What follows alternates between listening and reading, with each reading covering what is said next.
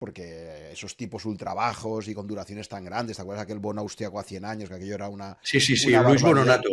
Sí, sí, sí. Luis Bononato, que me Sí, sí. gustaba mucho escucharle. Sí, sí, no, y él ganó muchísimo dinero en el 22 y en el Sí, sí, 23, me ¿no? gustaba mucho cómo lo Sí. contaba. Entonces, no lo digo porque ahí sí que ahí hubo un cambio macro importante y bueno, aunque a vosotros nos ha afectado, porque creo que tú nunca, ahora me dirás un poco cuál es tu cartera, pero creo que tú renta fija nunca la has tocado en toda tu historia inversora, ¿no? Ni como No, empresa ni como particular, ¿no? no, Con lo cual, la no, parte de renta fija no era algo que te preocupase a ti, pero la subida de tipos también iba a penalizar a la bolsa claramente claro. y también otra opción podría haber sido, oye, en este contexto, con esto, vamos a esperar a ver, porque claro, arrancar un fondo en ese momento en un momento que sabes que con esa subida de tipos puedes tener unas caídas importantes de mercado, pues hay una cosa muy importante, lo que pasa es que vosotros al final, por un poco por suerte, os retrasasteis al año siguiente la comercialización, ¿no? Porque justo en mi último entrevistado, Rafa Ortega me comentaba que cuando a él le dieron consejos para montar sus fondos, decía, y el más importante de todos, que el primer año que tengas el fondo funcionando, tengas la suerte de que el mercado ahí no te pegue una castaña, porque si tú arrancas un fondo, imagínate que tú hubieras estado en el mercado en ese momento comercialmente, ¿no? Y acabas el año con un menos 21%, remontar eso luego a nivel comercial es durísimo. Sí, es duro. Con... Pero, a ver, nosotros en el año 22 hicimos un menos 21, pero en el año 23 la rentabilidad compuesta entre la parte privada del Family Office y la parte del fondo, esa fue de un 54%, ¿eh? O sea, es decir, yo hubiese dado algo por haber salido en enero del 23, ¿eh? Porque Ujú, entonces sí que hubiese sido coronarse. Pero no pudo ser porque las cosas se retrasaron y porque CNMV, bueno, es un organismo conservador y analiza mucho y no es rápido. Y entonces, ujú, bueno, pues los tiempos nuestros, pero sí que es verdad que esto, como luego hablaremos, pero como dice Howard Marks, dice el papel de la suerte y de la incertidumbre. Pues en nuestro caso, el papel de la suerte siempre ha sido importante, pero esto siempre esto, maestro, ¿cómo hace usted para inspirarse? Pues de manera que siempre la inspiración me pille trabajando, ¿no? ujú, Pues que la suerte me pille siempre con caja, ujú, porque es importante ujú, el tener siempre la posibilidad de generarla. Y ujú, bueno, pues realmente el conjunto de la parte de inversión en empresa privada, que es las empresas del grupo, es muy compatible con la inversión en empresas cotizadas, porque las empresas privadas generan caja, son generadoras de caja. Entonces, son las dos actividades se complementan mucho. O ujú, sea, como además somos austeros dentro de nuestra manera de vivir, ujú. pues permite que, pues ya te digo, ahora esta caída que está viendo importante, pues te ofrece dos oportunidades, una caída importante. Al gestor de la institución de inversión colectiva que sea, del fondo, un FIL o un fondo convencional, lo que sea, le ofrece la posibilidad de rebalanceo. O sea, es decir, si le caen unas cosas más que otras, al gestor tienes una oportunidad estupenda.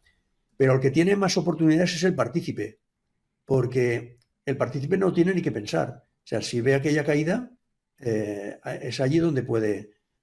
Evidentemente no va a coger el punto bajo de la caída, o sea, Ujú, posiblemente invierta y siga cayendo, pero lo que has hecho ha sido invertir a precios ujú. que Tú, tú ha por, pasado mucho tiempo desde que los viste. tú, por ejemplo, has hecho market timing de ese tipo hábito. O sea, es decir, la forma que No. tenías de ir haciendo aportaciones era más o menos automatizadas. O tú veías que el valor liquidativo, ya digo, de la época de Bestinver, luego posteriormente tal, o ahora ya incluso en tus fondos, cuando has visto fuertes caídas del valor liquidativo, has aprovechado para hacer más aportaciones de... A ver, el market timing lo hago poco, y la verdad es que lo que hacemos es invertir cuando tenemos caja ociosa, claramente ociosa. Es decir, ¿cómo manejamos la liquidez en el grupo? Pues cuando hay un proyecto, por ejemplo, ahora dentro de NAFTE, pues hay dos posiciones que están en País Vasco para invertir en gasolineras una planta fotovoltaica en Logroño. Entonces, ahí lo que hacemos es, en la tesorería a largo plazo, pues si hay alguna parte que hay que hacer a repos o hacer a letras, porque sabes seguro que más o menos, a lo mejor no aciertas el mes, pero sí que aciertas el trimestre o el semestre. Entonces ahí eso no entra en renta variable. Pero la que claramente es ociosa y que excede de las ideas que en ese momento tenemos, eso va inmediatamente a renta variable. En este caso, lo que hemos hecho ha sido, el mercado ha ido por delante nuestro, ha tenido una caída importante, lo que hemos hecho ha sido acelerar el reparto de dividendo de NAFTE. Luego hay repartos de dividendo, por ejemplo, de CIOPSA, que vienen con fecha, que es cuando se produce la junta de accionistas y en la junta se decide. Bueno, pues estos, en el momento que se decide y que llega a la caja de la sociedad holding familiar, el que está arriba, pues en ese momento se reinvierte últimamente todo en el fondo propio, en el fondo, en tesis internacional. Vale, pero sí, me imagino que Antonio ahí pasaría una época de estrés porque que te contraten como gestor y estés con Pues eso, mira, ¿no? si quieres que te diga, a mí me sorprendía la tranquilidad con la que se lo tomaba, A ver. lo cual a mí me pareció muy bien. Porque Oye, él tenía experiencia previa como gestor antes, individual o venía como...